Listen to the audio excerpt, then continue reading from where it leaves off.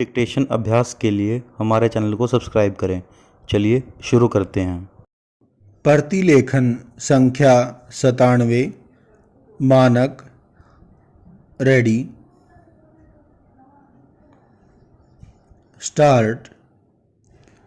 उपाध्यक्ष महोदय, बाल कल्याण संबंधी सिफारिशों पर बड़ी सावधानी से विचार करना चाहिए और उन्हें सोच विचार कर कार्यान्वित करना चाहिए। पूर्णविराम।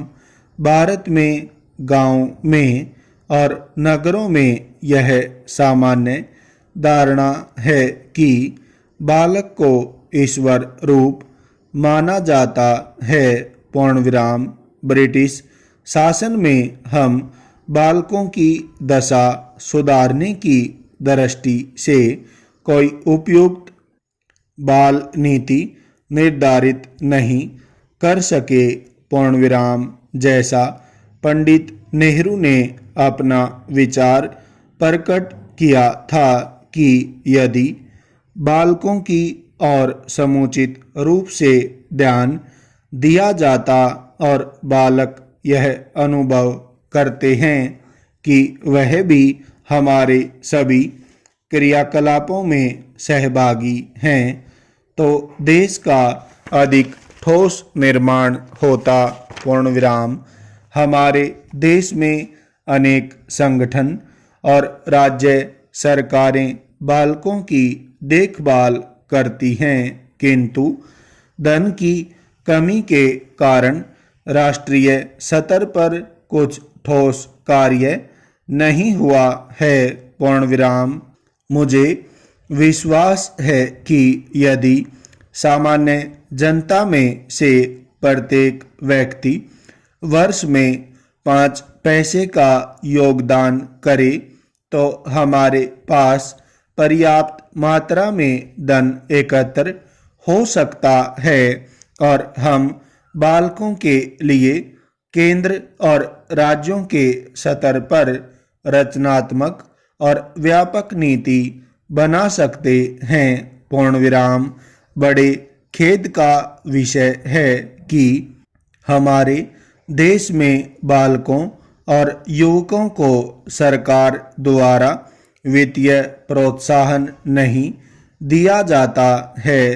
पूर्णविराम। राष्ट्रीय क्षेत्र में बालकों की प्रतिभा बढ़ाने के लिए कोई अनिवार्य व्यय मद नहीं है। पूर्णविराम। हमारे देश में बालकों की बहुत अधिक उपेक्षा की जाती है। पूर्णविराम। जब कोई देश समाजवादी होने का दावा करता है तो युवकों और बालकों की देख रेख का भार उस देश की नीति का मूल आधार होना चाहिए। पूर्णविराम।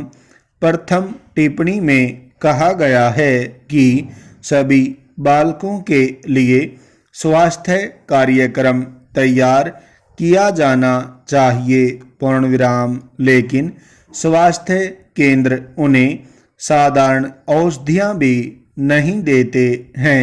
पूर्णविराम। परिवार नियोजन के साथ साथ सरकार की वित्त तथा प्रोत्साहन नीति के माध्यम से वर्तमान बालकों की उचित देखरेख की जानी चाहिए।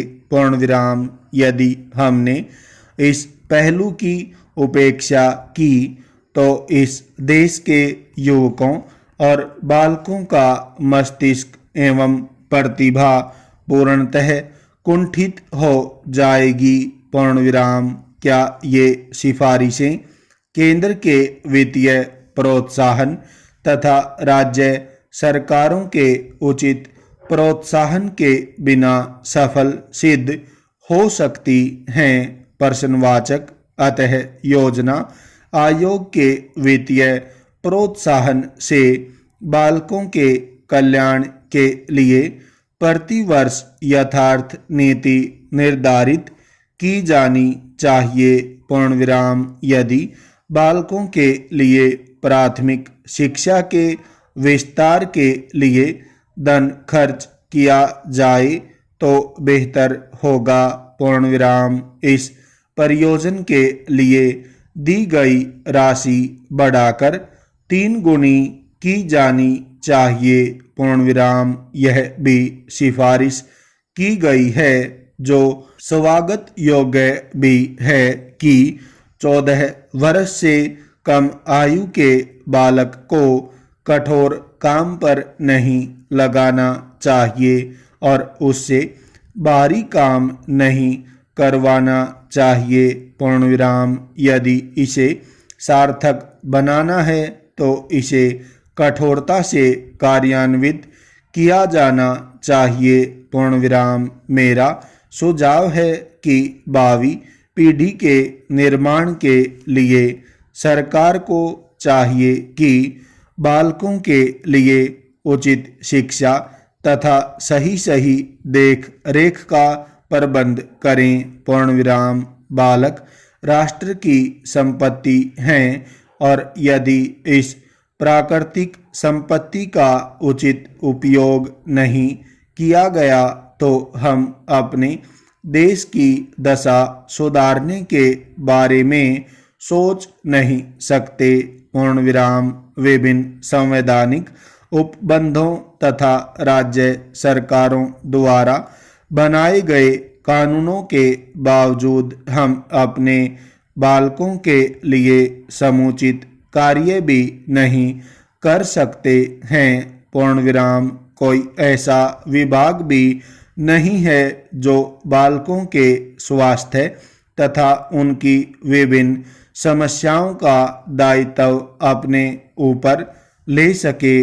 पूर्ण विराम। इसका यह परिणाम हुआ है कि बाल कल्याण संबंधी योजनाएं तो आरंभ की जाती हैं, लेकिन इन योजनाओं को समुचित रूप से कार्यान्वित नहीं किया जाता है।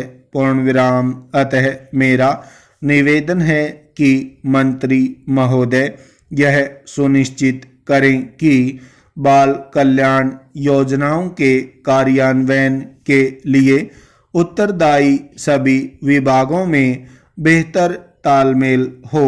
पूर्ण विराम।